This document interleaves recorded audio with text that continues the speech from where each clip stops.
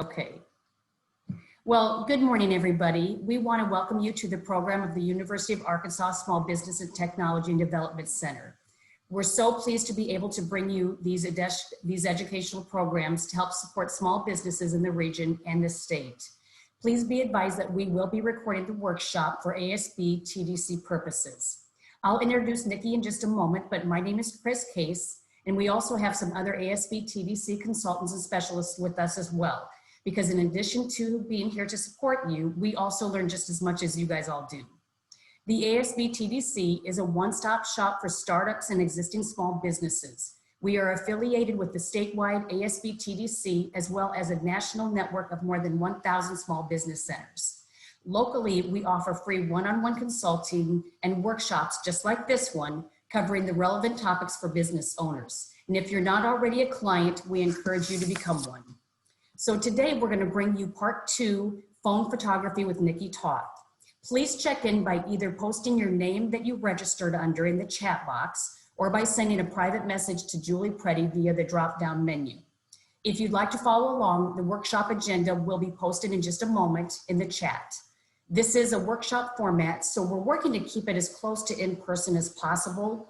You're welcome to keep your video on, interact by asking questions as if we're with you in person. Unlike in person though, we will be navigating technology, as you all know, through the Zoom world that we live in. You'll notice that you were on mute when you arrived. At the workshop though, we're gonna encourage you to ask questions one of 3 ways. You can unmute and I'll see the light around your box show up and I'll make sure to let you ask your question.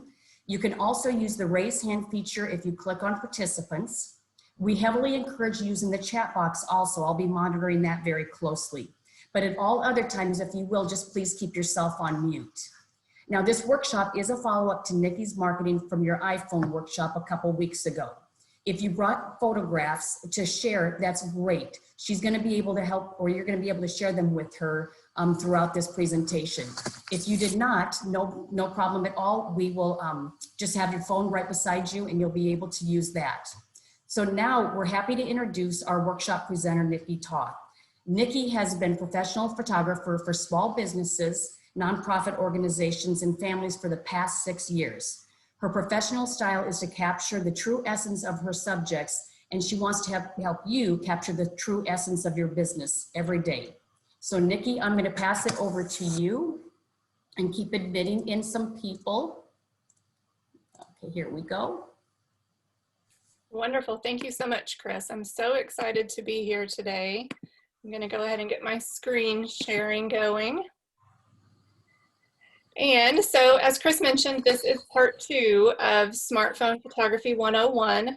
We're going to do about a 10-minute review of what we talked about last time, for those of you who are new, or just to give you a little bit of a refresher on what we talked about last time. And then we're going to move into much more specific smartphone conversation, like settings and modes and those sorts of things that'll help you use your device to the best of your ability. Now, one thing that we won't be able to do is talk specifically about your exact camera, your exact phone, because there are so many. There's no way that I could know or have time to go through the different settings for each specific type of phone. But YouTube and other types of things are out there where you can go and you can get find all sorts of information about using your specific model of phone. So we'll talk sort of in generalities and about some of the main types of general features that are becoming more popular in phones and things like that. So like I mentioned last time, we covered light, we talked about composition, and we talked about storytelling in photography. And all 3 of those topics we talked about were completely phone independent. So it didn't matter whether you, camera independent. It didn't matter whether you were using a phone camera or a point and shoot camera, a disposable camera, or a big giant DSLR with lots of settings and buttons. Those types of the things that we talked about last time can be used no matter what type of phone or what type of camera you're using. So we'll do a little light summary from last time. As we talked about, natural light is almost always more flattering. And we always try to do our best to avoid mixing light, which means try to avoid mixing natural light with artificial light because they are different temperatures. So natural light can look sort of blue if you have really warm incandescent light inside a room. So whenever it's possible, I always recommend turning off artificial light and just using natural light through a window, an open door, that sort of a thing. So of course there are tons of scenarios when that's not an option, and we'll talk about that in a little bit. But so I say good, and meaning easy light to shoot in can be found in areas of open shade. So outdoors where a big canopy or a big porch, windows and open doors, garage doors, we talked about those last time, they're my favorite. Those always provide wonderful natural light. And then overcast days are also particularly easy to shoot in because you don't have the harsh shadows from the bright sunshine coming down. So, and then we'll go really quickly through the elements of composition that we discussed last time. We talked about rule of thirds and symmetry, which sort of argue against each other. But like I mentioned last time, these elements of composition are really just tools that you can use. They're not rules. They're just ways that you can help guide your viewer's eyes through your photograph. So on the bottom left, we have an example of rule of thirds. And so the rule of thirds is if you were to take a tic-tac-toe square over the top of your image, your eyes are naturally going to go in the four corners of that inside square. So you would want to place your subject on one of those lines or in one of those corners. So Mayor Jordan is in this photograph, and I placed him over to the side on the rule of thirds just to help my viewer's eyes naturally go to him. But then alternatively, you can use symmetry. So if you're shooting an image where both sides of the photograph are going to be very similar, you can place your subject directly in the middle to create that symmetry, which also helps to guide your viewer's eyes to the center. And then we talked about balance and negative space. Whenever I have a subject and I have the opportunity to allow a restful balance or negative space area for my viewer's eyes, I try to do that. So in this case, these are both children of mine. and I placed them over to the side of the image, and then I tried to, of course, in these types of situations, there was natural negative space there. And so I allowed that to be an element of composition for my photograph. And then in the bottom picture, my son, you can see the path that is a leading line, which we'll talk about in a second, that leads your eyes directly to him as well. So here he is as well, and those leading lines for the railing that he's standing on help to guide your eyes naturally to your subject. And then things like doorways or arches or windows can act as wonderful frames. And again, these are just tools to help you guide your viewer's eyes to where you want them to look in your photograph. And then we talked about depth, scale, and perspective. So what I like to do is I try to, whenever possible, I try to have some depth to my photograph, which means I try to have something in the foreground, something in the midground, and then something in the background, just to help add some interest and some depth to the photograph. It gives my viewer a little bit more to look at, and it kind of sets the scene. And then in the upper right-hand corner, we have a photograph that where I use perspective and scale. So you see my little daughter there on the right. She's just tiny and can barely peek over the top of the counter, but I shot it from behind the park ranger's shoulder so that I could show that scale between him being so large and her being so small. And then the other two kids are both getting their junior ranger badges. We went on a huge long trip a few years ago, so I've lots of pictures in here from that. But so I enjoyed the scale, and then my perspective was that I moved my body so that I could capture his size and her size all in the same image. So, and then we talked about the importance of isolating your main subject. That means that I try to either using light or color, or you can use focus and then blurriness in the background to help bring your subject out from the background and make the background a little bit less distracting. It just helps to highlight your subject and make it a little bit more than just a snapshot. So in this case, the color of her dress is starkly different than the background of the kitchen. The just on her. So it's a little bit darker in the background. And then I also used focus. So I kept her in focus, and I used, which we'll talk about in a little bit, the aperture that I used was so that the background was a little bit blurrier. So, and then we talked about the importance for leaving room for action. So what that means is that if you have movement occurring in your photograph, it's always best to have that movement occur on the side of the photograph away from where your subject is moving. So in this case, these kids here at this school are about to run across the gym. And so I shot it so that they were on the side of the image and it left visually lots of room for them to run across. And then we talked about the importance of shooting a variety of shot types. I think this is important for lots of different reasons.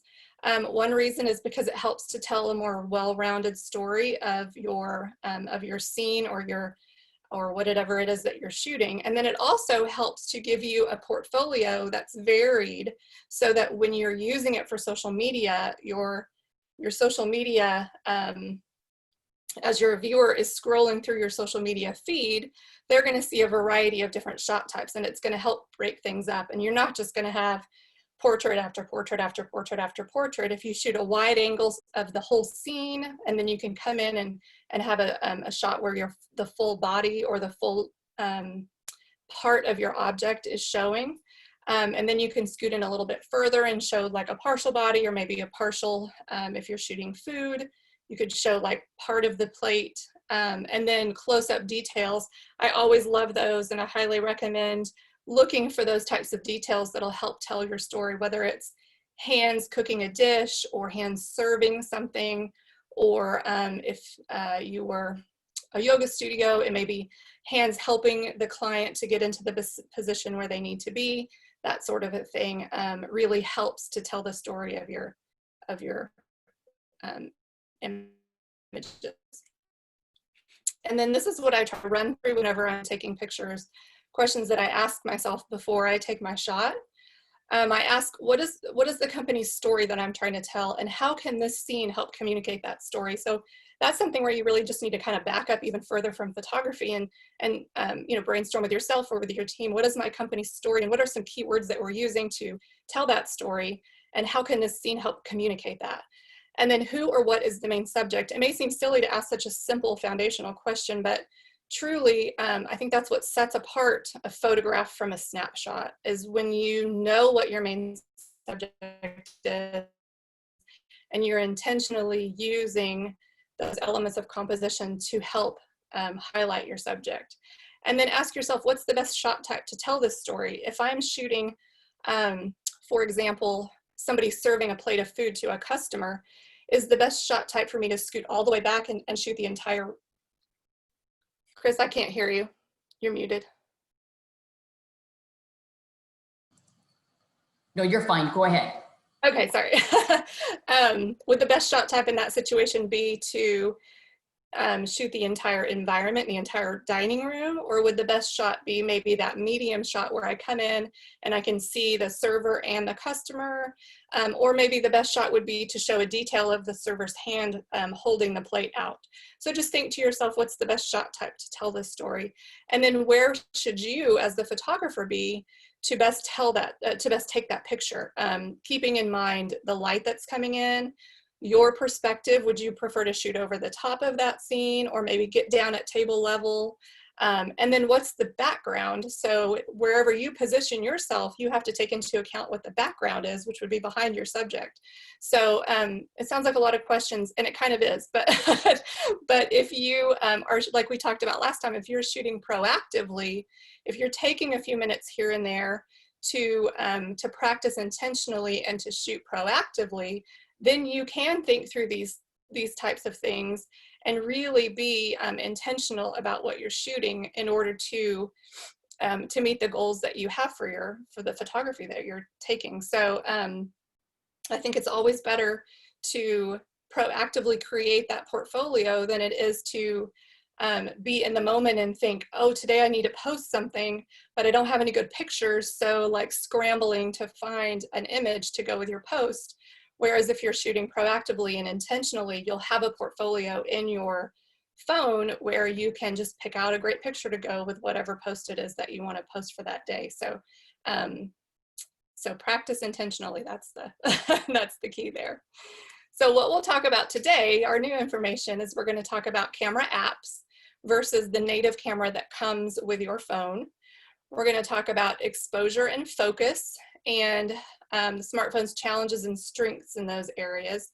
It's a little bit different than shooting with a DSLR that has lots of settings. You don't have quite the ability to tell the camera what to do, but sometimes there are some tricks and tips to work around that limitation. We're going to talk about flash and zoom, which we probably, I just did, just say no to both, but we'll talk about that a little bit more when we get to that point. We'll talk about how to manage some tricky situations when you're shooting with your camera phone. And then we're going to talk about editing on your smartphone. And at that point, I'm going to do my best to switch over to my phone.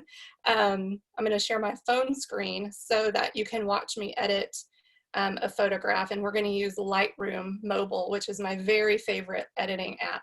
I use Lightroom, the regular Lightroom on my computer for editing all of my professional photographs, and Lightroom Mobile is amazing. It's, it has just as many bells and whistles as the regular Lightroom does, and there are ways to really simplify it and figure out what you like, and then you can create your own preset, and it's really just a touch of a button and you'll be able to edit all of your pictures. So we'll do that at the end. So what camera should you use? This is really going to be dependent on what phone you have. In my opinion, I prefer to use the best camera that I can easily and quickly access. So if I have a newer phone, which I shoot with an iPhone 11, I think. I never can remember exactly what my what my phone is, but I think that's what it is.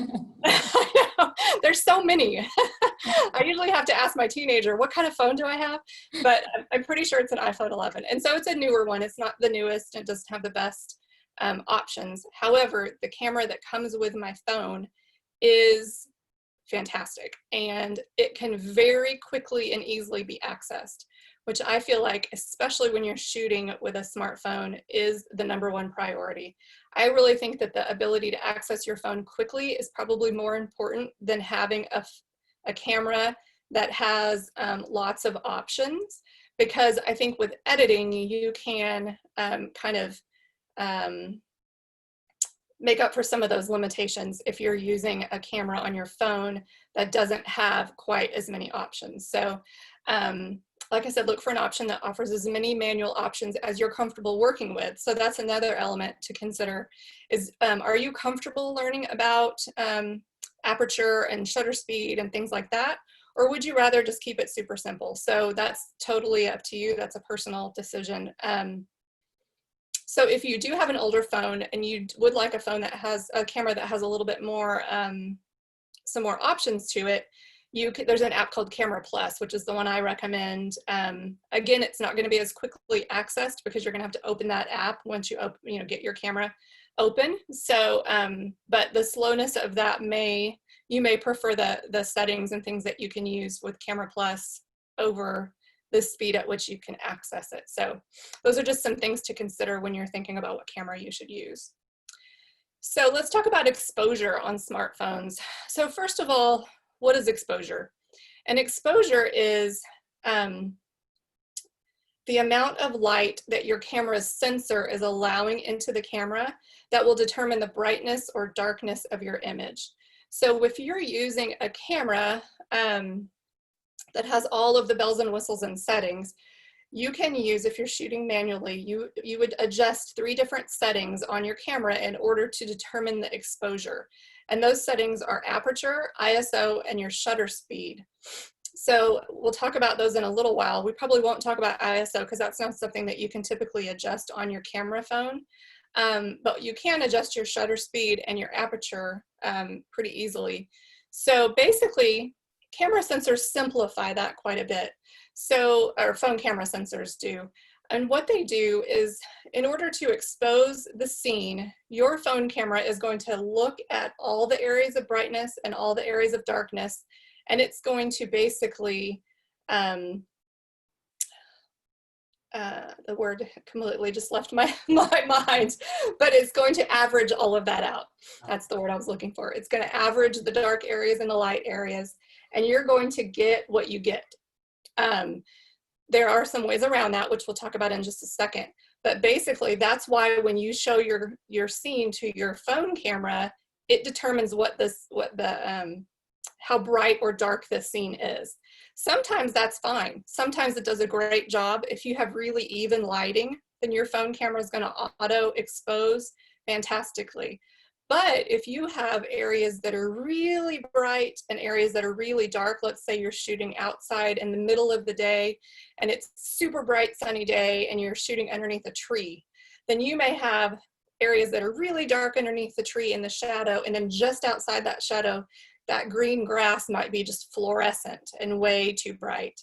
Your camera sensor, your phone camera sensor, is going to have a difficult time with that scene because its dynamic range, which we mentioned here, is very narrow. And what the dynamic range means is that means how well can your phone sensor handle really bright highlights and really dark shadows. So the dynamic range of our eyes is fantastic. We can look at a scene and I can look out my window and see really bright highlights, but I can still see all the details. And then I can look in the shade and I can still see all those details. But a phone camera sensor often will either, we call it blow out the highlights, which means it turns everything white, like white with no information there anymore. And then those shadows can turn completely black where there's no data or information there either. So the dynamic range of a phone camera sensor generally is pretty limited. So that's just sort of some background information about how phone sensors work. And so like I mentioned, sometimes they expose properly and it works great. Other times you have to kind of help it along a little bit.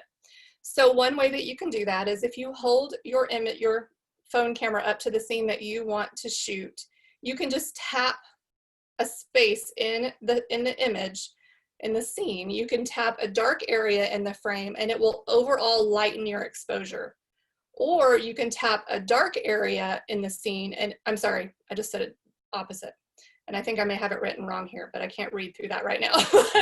Listen to what I'm saying more than what I wrote. If you tap a dark area in the scene, it will lighten your overall exposure. And if you tap a light area, it will darken your overall exposure, which I think that is what I wrote. But basically what you're telling your camera, if you touch a part of the scene on your phone screen, you're saying, you know what, instead of taking an average of this whole scene, I want you to just for this dark area. So if you touch that dark area, your camera is going to go, oh, okay, I'm going to make it really light so that that dark area is exposed properly. And the opposite is true. So let's say you're looking at a scene and it's way too bright. So you touch a bright area of the scene and it will darken your overall photo because you're telling your phone camera, hey, wait just a minute, don't average the scene, expose for this one point. So that's really the best way to change the auto exposure on your smartphone when you're shooting. And you can also do what's called AFAE lock function. And so what that means is that not only do you touch it, but you hold it down for a second. And at least on iPhones, you'll get a little yellow box around where you tapped or where you held your finger down. And then sometimes it's really hard to see. I don't know why they made it so hard to see, but there's a little tiny sun, a little tiny yellow sun there. And it's a slider, so you can slide it down or slide it up. And what that does is it locks the exposure. So if you notice, if you were to aim your camera at a scene that has dark and light, and you move it around, it's going to automatically changes exposure based on that average. But if you lock that auto exposure, then you're saying, don't change the exposure no matter where I move my camera. I want the exposure to stay the same until I take a picture. Now it's supposed to also autofocus, but I don't think it does a good job on that. At least my camera doesn't, and most of the cameras that I've used have never locked autofocus as well as they lock the auto exposure. So another way that you can help your camera to expose properly is to use what is called HDR mode. It stands for high definition. and I forgot what the R said, so all of a sudden I've lost my range. There we go, range. And so what that does, it used to be terrible. It used to be a setting that made your pictures look really strange and kind of wonky, but nowadays it's gotten a lot better. And what that, if you put your HDR mode on your camera settings, what your camera does is and you're shooting in an area of really bright highlights and really dark shadows, your camera automatically takes two pictures, one that is exposed properly for the highlights and one that's exposed properly for the shadows, and it combines them into one photograph. So you're able to keep all that information in the highlights and all the information in the shadows. It's pretty amazing, and it really does a good job these days. They've made it a lot better. So I highly recommend trying that out and seeing if you like the results on your own camera. I use it on mine. I keep mine on all the time. So, and then finally, let's talk about night mode, which is something that's on some phone cameras. I don't think it's on all of them, but mine actually turns on automatically, which means that at some point the camera has decided it's too dark in here. We're going to turn on night mode. And it's really the only way that the native camera in my phone can slow the shutter speed. So shutter speed is the amount of time that it takes your camera's shutter to open and close. So if you slow your shutter speed, it's going to allow a lot more motion blur, but it's open for longer, so it allows more light into the sensor. So night mode is something that would be fantastic to use in restaurants where there's lower light, or maybe even like a yoga studio if the lights are turned down. However, the caveat there is that if there is motion happening, you're likely going to get motion blur. My camera's the type of phone that I have, it slows the shutter speed, and it determines automatically whether it's going to slow the shutter speed to 1 second opening, I think a 2 or a 3 second opening. And if your shutter's open for 3 seconds and there's any movement, you're going to get motion blur.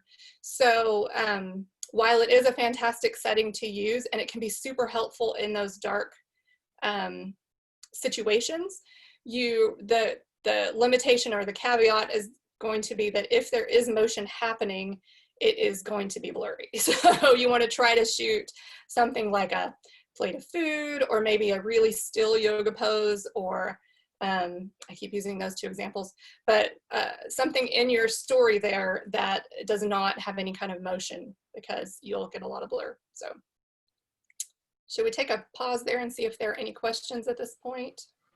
So I'm monitoring the chat box, and I have not seen any questions pop up yet, but okay. If you do have a question, just unmute yourself and go ahead and ask. Great. Okay, so let's move on. Now let's talk about focus on our smartphones. And I probably should have actually changed that title to blur on our smartphones, because I feel like that's always the question that people want to know about, is how do I get that pretty bokeh, which is the term for that blurry background on your phone. So before we can talk about that, we need to talk about something called depth of field. And depth of field is basically the amount of distance from your camera that is going to be in focus. So the way I like to describe it is if I were to shoot with my camera and I'm shooting a scene, you know, like where my hand is, I can tell my camera how much of my hand I want to be in focus. And so I kind of think about it as like a book. Let's say I had a really thick book right behind the shutter on my camera. The depth of field is basically telling my camera how many pages out of that book do I want to be in focus. So if you're shooting with a DSLR and you're shooting manually and the thing that affects the depth of field is called your aperture. So if you, there are lots of different things that affect the depth of field, but for simplicity purposes for today, we're going to talk about only the aperture setting. So things like distance to your subject and your subject's distance to the background, those types of things all affect depth of field also. But for simplicity purposes today, we're going to talk just about the aperture number, which is also called f-stop. I don't know why they have two different names for it, but you'll see it on your phone camera as an F number. So newer cameras have something that's called portrait mode. And portrait mode allows you to adjust the depth of field. Now it has a lot of limitations and does some things kind of weird also, but it's the closest thing that our phone cameras have to being able to adjust our aperture on, like we would on a DSLR. So when you're looking at the F numbers on your phone in portrait mode or something similar, you'll see a range of numbers from, let's say, 1.4 up to in the teens, depending on the phone and the camera itself. But when you're thinking about aperture, if you use those lower numbers, like the 1.4 or the 2.8, those are the numbers that are going to give you more blur in your background. However, those are also numbers where there's going to be a little tiny narrow slice that's actually in focus. So you have to be really careful shooting in those lower f-stop numbers because you run the risk of losing focus and focusing on something that you didn't want to focus on, particularly when there's action. So let's say you're shooting children running around and you're trying to shoot them in a low F number, like a 1.4. I wouldn't recommend that because more often than not, you're not going to focus exactly where you want to. The focus is going to jump to some other spot because it's such a narrow slice of focus. So in this picture here, I shot that with my iPhone 11 in portrait mode, and I wanted her eyes to be in focus. And I think that that's probably, I probably used like an f2.8, and I shot, of course, my perspective was to shoot down over the top of her. And so you see that from her eyes, which are in focus, going down, it gets gradually and gradually more blurry. So all that is just portrait mode on an iPhone 11. Of course, she was still, so I wasn't running the risk of losing the focus on her. It focused pretty easily and was pretty reliable in that situation. So something else to keep in mind when you are shooting, whether you're shooting in portrait mode, excuse me, or shooting just in photo mode, the more action that you have, the more light that your camera is going to need. So if you are shooting in a lower light situation and you're trying to get action shots, they're almost always going to turn out blurry on a smartphone. So if you are wanting to shoot action, my recommendation is always to try to get more light in the situation. Just move your subject out into an area of brighter open shade, and that should be no problem. But darker situations with action are going to typically end up with a lot of motion blur. So some things that you can do to get that bokeh, which is that use portrait mode if your phone camera has that setting. It's fantastic. It has some strange quirks about it. Like sometimes the camera doesn't really know what's supposed to be in focus and what's not supposed to be in focus. So then you get strange areas that are in focus that aren't supposed to be. It's a, you know, it still has its quirks, but it does a great job generally speaking. There's also an app called Focus with an O that allows you to go in afterwards and blur your background. And that app I also recommend using carefully and with a light hand because it can get really heavy-handed and look completely wrong and very kind of fake if you try to blur the background too much. So just a little bit of blur can really help your subject stand out, but don't go for too much because it tends to look pretty unnatural.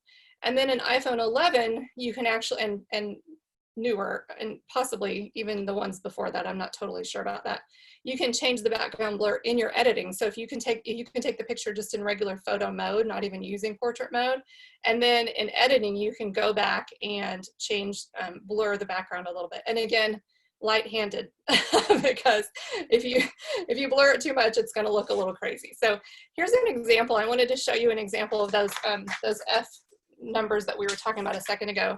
So on the left, you see an aperture of f2, and you see how blurry her background is.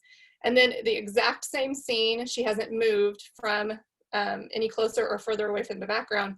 All that changed was that the aperture is now f22. So that at that aperture, you're going to get pretty much everything. All those trees that are right behind her are still completely in focus. Really, it's just that furthest mountain that's out of focus at this point. So that's just kind of a stark difference between a lower number aperture and a higher number aperture. And you can play with it on your phone. If you just open your camera up, if you have portrait mode, you can, in portrait mode in the upper right-hand corner, there's an F with a circle around it. And if you tap that, it pulls up a range, and it's just a sliding bar. So you can slide it, and while you're looking through the live camera, you see the background either blur out or get sharp. So it allows you to adjust that and see if what you want to have in focus is properly in focus, or if you need to increase your aperture a little bit so that more of your subject is in focus, if that makes sense. So zoom and flash. I strongly recommend using neither one. For zoom, it immediately degrades the image quality of your picture. So as soon as you try to start zooming with your phone camera, you're going to get pixelated areas, you're going to get grain. So even if you're just going to use the photo online, you can see that degradation of the image quality. So I always recommend, I call it zooming with your feet. And I actually do that with my DSLR also, because I prefer what are called prime lenses, which means they don't zoom. They're just a set focal length. And I just move. I move all the time, whatever I'm shooting, because I just prefer to be a little bit more engaged with my clients and my subjects. So I'm kind of used to that. So that's what I do on my phone too. I never use the zoom function. Just zoom with your feet, get where you need to be with your feet. And that way you won't lose that image quality. And then flash on our cameras, our phone cameras really never looks natural. If you want to use it for like intentional creative effect, then have fun with that. but using flash on our phone cameras is something that really never looks natural. So I always recommend trying to use existing light in the environment creatively. So move your body to better utilize that light. If you have to, turn on a lamp or something like that over using flash, because you're going to get much more of a natural light on your scene, as opposed to flash, which is never something that would be naturally in your environment. So I would always choose having that artificial lamp light over using flash. But again, I mean, some people use it creatively and it looks awesome, but I'm not one of those people. So I recommend, if you can, use either window light or artificial light instead. So managing tricky situations. If we're talking about less than ideal light, which would be the lower light or dappled light or high overhead light. With lower light, you can try that night mode that we talked about. The dappled light would be an example of that, would be light coming through a tree in the middle of the day, and you would have areas of shade and areas of bright light. For dappled light, I usually recommend not trying to shoot a portrait, like not having your subject looking at the camera, because you're going to get that those different types of light on their face. I would probably have them more engaged in something, whether they are talking to another person in the scene, or looking down, writing in a notebook or doing something like that, to avoid having that dappled light on their face. Or I might even just move them into more consistent open shade where the light is not dappled. And then that high overhead light is something similar. If I'm shooting inside with high overhead light, I almost always try to get my my subjects engaged in doing something, because I think that overhead light is less distracting and challenging if I'm not trying to shoot a portrait where they're looking right at me, because that high overhead, if it's fluorescent light or something like that, it tends to create pretty unappealing shadows from glasses or eyebrows or hats or anything on their faces. And so with them engaged in something, that high overhead light is less distracting. If you're dealing with a situation with messy backgrounds, then you can try that portrait mode, which will allow that background blur. Or you can also, as the photographer, change your perspective so that your background is more appealing and more attractive. So whether it's simpler or intentionally messy, but you like the way that it looks, just try to be mindful and intentional about what the background is that you're using. And then we talked about those action shots and the importance of having the bright light for action shots, because you're going to need that in order to capture the motion without a blur. And then you can also use burst mode. Burst mode, I don't believe, is available in portrait mode, but in photo mode, you can, and again, it's going to be dependent on what your camera, what type of phone is that you have, to use burst mode. But it's a fantastic way. It just takes, you know, shot after shot after shot. You just hold the button down, and you can go back through that group of shots and choose the exact action moment that you like. And I always recommend to people to shoot through the moment. So don't stop automatically when you think the action is done, because oftentimes, especially if it's a child or if it's a lighthearted sort of moment, a lot of times it's really the moment right afterwards where the gold is. Like, so this past weekend, I do children's portraits once or twice a year. And I always try to capture children's true expressions. So I may have a gallery that includes a child laughing, and then a child sort of glaring at me when they first got there, and all sorts of different types of pictures to sort of capture that child's personality. And what I'll do is I'll ask them to show me a silly face, and I may take a picture of the silly face so they know that I'm shooting that. But really, after they're finished with that silly face is usually where they'll laugh. And so that's the moment that I'm looking for. So I always recommend to shoot through, you know, use that burst mode, shoot through the action or that scene and get all the way till it's finished, and then go back and choose exactly what you're looking for. So, all right. Chris, I don't actually even know what time it is. Can you give me a little? It is about 1:15. Okay, great. Perfect. And that last tip would have been really helpful for me about 30 years ago when my kids were little. I missed the boat. Okay, so now I'm going to attempt to switch over to my phone camera, and we're going to look at some editing. And again, we're going to use, let's see here.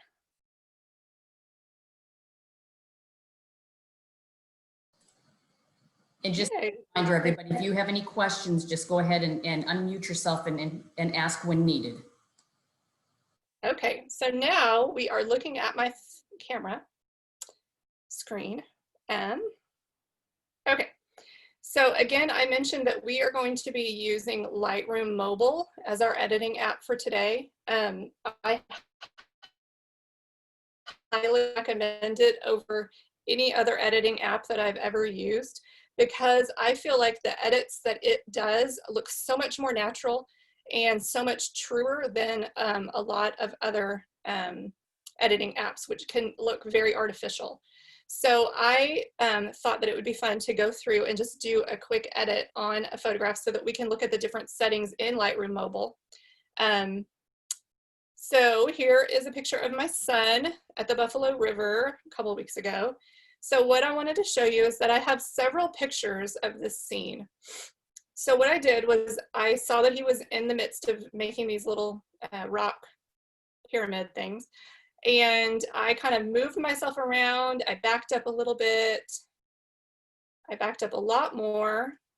And then I saw like that strange ring around the sun, which my camera sensor doesn't really like it too much when the sun shoots straight into the sensor. My other camera loves it. It looks really cool, but on the phone camera, it doesn't tend to look very good. So then I tried again, and then I moved in just a little bit so that that sun was out of the sensor. And I lost that weird ring around there.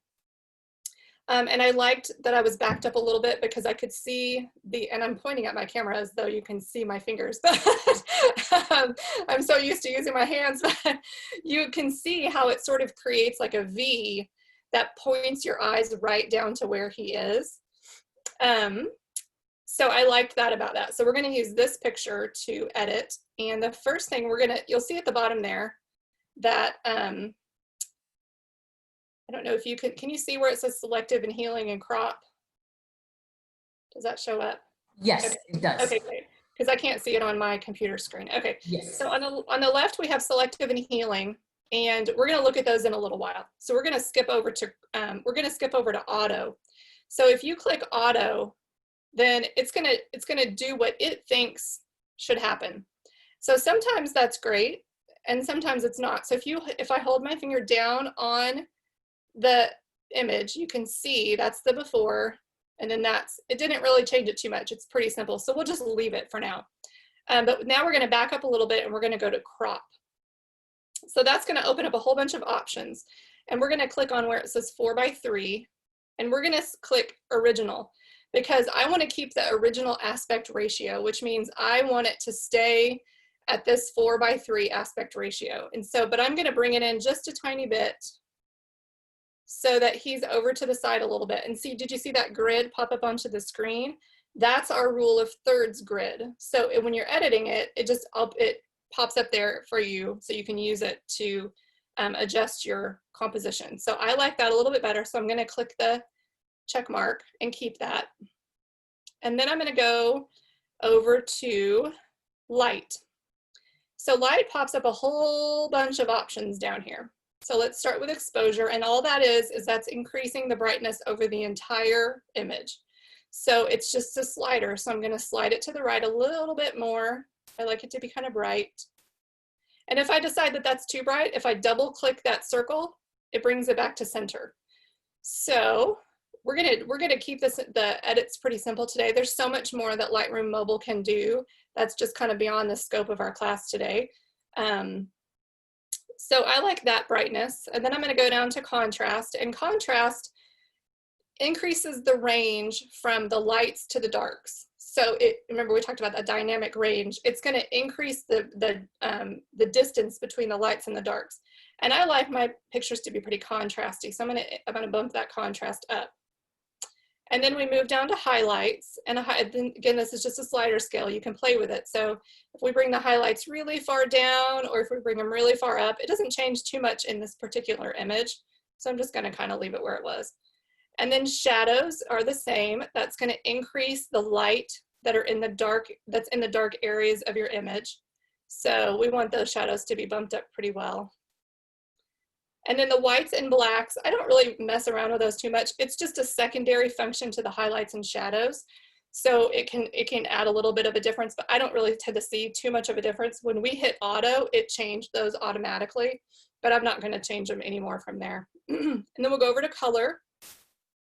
So color, if we look at temperature, that's going to increase, we'll do it pretty dramatically. It's going to make our picture really warm or really cool. Obviously, the outliers of that are not appropriate. I do like it to be just a tiny bit warmer than it was, so I'll just bump that up a tiny bit. And then the tint is something that I don't play with quite as often as I do temperature. Well, I want to mention it also, temperature. One of the things I love the most about the Lightroom mobile app is that the temperature function is so much more realistic looking than any other editing app. When I use something like Afterlight or some of the other editing apps, when you adjust the temperature, it looks extremely unnatural. So I think that the temperature setting on the Lightroom mobile app is probably, if that's the only reason why you use it, that would be enough of a reason for me. And then tint can help if you're dealing with artificial light inside. Tint can help, like if you're shooting underneath fluorescent light that tends to look a little green, you can bump the tint over towards the pink side to help counteract that. We don't need that in this situation because we're using that nice sunlight. And then we have vibrance, and vibrance and saturation both bump up or boost the color in certain areas. Vibrance is a much safer setting because there's something about the camera that tells it that adjusting vibrance just adjusts the colors that could use some adjusting, whereas saturation adjusts everything. So that's going to be super saturated, or you can completely desaturate all the way to black and white. So we'll just bump that saturation back to 0 and maybe take the vibrance down just a tiny bit. So then if we just, if we scooch over a little bit more and go over to effects, then we have texture. And the cool thing about the Lightroom mobile app also is that you can you can zoom in on your image, and using things like texture and clarity, it's much easier if you can zoom in. Some of the other editing apps don't allow you to zoom while you're editing, which I think can make it really difficult to see your changes. And actually, this is a really good example of how portrait mode sometimes messes up, because if you look at, again, I'm pointing, but if you look at that bush that's right next to his face, you can see that it's actually still in focus. And then just a couple inches away, it's not in focus. So that's just an example of sometimes portrait mode gets a little confused about what should be in focus and what shouldn't. But texture is basically going to sharpen or soften those pixels. So I tend to not play with texture. I tend to just prefer it more natural looking. And then clarity does something very similar. So you can play with these types of settings and see what sort of style you prefer. Dehaze is something where if you're shooting and you have some sun coming directly into the sensor, it can create kind of a hazy look over your whole image. And dehaze, if you click that, it's an automatic, it automatically changes clarity and vibrance, I believe. And it can get rid of some of that haze that can, sometimes it's pretty and sometimes it's a little overwhelming. So dehaze can help with that. And then vignette, you can play with a vignette. It changes the brightness or the darkness or the exposure of the corners of your image, which can look kind of crazy. I mean, I don't think anybody would want to do that. But you can, sometimes you might want to darken it a little bit around the edge. You know, you have to also be very light-handed with vignette because it can look kind of strange. And then if you choose to activate vignette, then you have all sorts of subcategories where you can change, like this one is the feathering of it. So like I'll make it a little darker so you can see it. But you can change the feathering of it so that it's much milder or much harsher. You can change the midpoint so it brings it in more. So all of those are subcategories under vignette. And I'm just gonna really soften that vignette. I like to use a little bit of it, but not too much. Okay, so Nikki, we've got less than 5 minutes left, and I've got a question that pertains to what you're talking great. about here. So what's the difference between the Lightroom and the settings that are already in the iPhone photo that I can adjust the light, the saturation, the tint, etc.? Well, again, that's going to depend on your exact camera that you have. However, like I mentioned about temperature, I think that the native settings that are in your camera on your phone tend to not be quite as natural looking as the adjustments that you can make in Lightroom. That's just my opinion. If you play with it and you like the images or the adjustments that you can make inside your camera app on your phone, then by all means use that. I think that particularly when it comes to temperature, adjusting temperature can be really important because depending on what kind of light you're shooting in, your picture can end up looking really cool, and being able to adjust it to make it a little bit warmer is something that I do a lot of. And I haven't found anything that works as well as Lightroom Mobile. So, and again, it's totally, you know, if you think that you like the adjustments that you're able to make, then everything that we're talking about as far as what these adjustments mean will work for any editing app. So whether you're using the native camera app or the native camera editing that comes with your phone, or you're using Apple Seed, that's not that's not an editing app. If you're using Snapseed or one of the other ones, Afterlight is what I was trying to think of. All of these same terms and what they mean will be the same. It's just a matter of how well they do it. That's completely up to you. So okay. And then we'll move on just a little bit because I want to show you now that there's lots more. I mean, there's so much more in this app that we're not going to have time to talk about. But one thing that is important is that if you go up to the upper right-hand corner and those 3 dots, you can create a preset. So you can create a preset and title it whatever you want it to be titled. So let's say we're going to title this one Test Preset. And it shows you all the things that you changed. So it's including all of those different changes. And then I'm going to click the check mark, and now I've created my own preset. So I've said that I probably should have titled it something like outdoor preset or something like that, so that I would know that the next time I have an outdoor photo that I want to edit and I want it to look like my own cohesive look, I can just click that preset and it does all the settings automatically. And then if it is like, if it for that particular picture, that preset doesn't work perfectly, you can still go in and change things manually. So it's just a good starting spot, if that makes sense. Yeah. So I'm gonna attempt to stop sharing this screen if I could figure that out. Let's see here. I'm just gonna, oh, stop broadcast. There we go. Okay, so let's go back over here. We just have a couple minutes left, I think. So some practical tips for getting that shot. Keep your lens clean. There's no lens cap on your phone. And it's in our purse or in our back pocket or in our, our briefcase, and it's just, they get so dirty. So just take a, clean rag and clean that off really quickly. It'll help so much getting clarity in your pictures.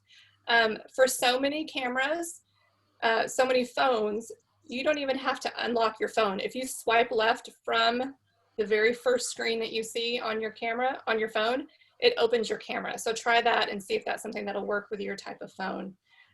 Manage down that camera roll. This is a do as I say, not as I do, because I think I have 11,000 pictures on my phone right now. Don't let that happen to you. Manage your camera roll. Make room on your camera so that there is room when you have that moment and you want to capture it. In those low light situations, you can tuck your arms to your sides, or you can use a camera to sort of create a tripod to steady your camera so that you reduce that camera shake, which can also be an issue if you have shaky hands. And then there's a setting on a lot of newer phones called preserve settings. That's something that you should consider using, possibly. I don't use it, but what it means is that when it's telling your camera that instead of opening always to photo, you can tell it to open to what you used last time. So let's say you almost always portrait mode has become your thing. You can preserve settings so that as soon as you open your camera, it's in portrait mode. And then keep a running shot list. Know what the story is that you want to tell. Know that you want to really capture this particular employee because you don't have any pictures of them and you want to do a special post about them. Keep that running shot list in your phone or on a piece of paper so that you know what it is that you want to capture. And then practice and shoot and practice. We talked about this before, but build that diverse portfolio proactively so you have the pictures when you need them, and they don't have to be new to be used today, and they don't have to be they don't have to relate exactly to what your post is about. If they're still communicating your company's spirit or culture or message that you want to get out there, it really helps to build that portfolio proactively. And then we've talked about so much stuff over the last couple of weeks, and I hate for people to get overwhelmed thinking, how am I supposed to do all of this? So what I always recommend is choose one element to practice of photography, and then choose maybe one message that you're trying to communicate about your company. So you may say, okay, today I want to play with depth, and I'm going to try to capture community. That's my goal for these next 10 minutes that I have to practice. Or let's say one of the messages our company has is freedom. And so I want to try to communicate that by playing with different perspectives or symmetry or any of the other elements of composition. So when you have 10 minutes to practice, choose something so that you can practice intentionally and really build that creative, varied portfolio. So. Now we have a question. So here's a great one. My camera stretches. She wants to know stretches to, let me go down here for a second. Oops. Why it stretches to the right and the left. So here. Okay. I didn't hear you. Can you say that again? Yes. Here we go. My phone camera stretches out the image close to the left or the right edge. Why? Stretches out the image. Stretches out the images close to the left or the right edge. I'm super curious. I'm wondering, could it be on my camera, there is an option to have a wide angle. So I'm going to look at it real quick so that I can. Okay. So on my camera, when I'm in photo mode, one X, press it is 0.5x, and allow super wide image picture of the scene. And in that super wide shot, it tends to really stretch out the edges. So I'm wondering if that could be, that's all I'm thinking. Either that or possibly there's a faulty, something not right with it, because it shouldn't automatically, unless you're in a really ultra wide angle. Right, okay. Okay, great. Do we have any other questions? I know we went over a little bit, but this is such good information, I could listen to it. But if we do not have any other questions, I'm going to go ahead and, let me see here. And you can also, we will stay on for a few minutes after this to answer any questions that you guys have, if any of you guys hang around. But we just wanted to thank you so much for being here. If you checked in with Julie, you will be emailed a copy of this presentation along with a video link and a brief survey that will help us to continue to serve you and bring you quality programs. You can also find our full listing of programs at sbtdc.uark.edu, and you can also connect via the QR code and sign up for notifications or become a client. We are also posted on social media, so follow us on Facebook, Instagram, and LinkedIn. Please stay in touch, and thank you again so much for joining us today. Thank you. And I also wanted to mention that we totally ran out of time and did not invite anybody to share their pictures. So if you do have pictures that you would like to share and get feedback on, I'm happy to stay as long as there's stuff to talk about. So please let us know if you have pictures that you would like feedback on. Okay, we'll stay on here.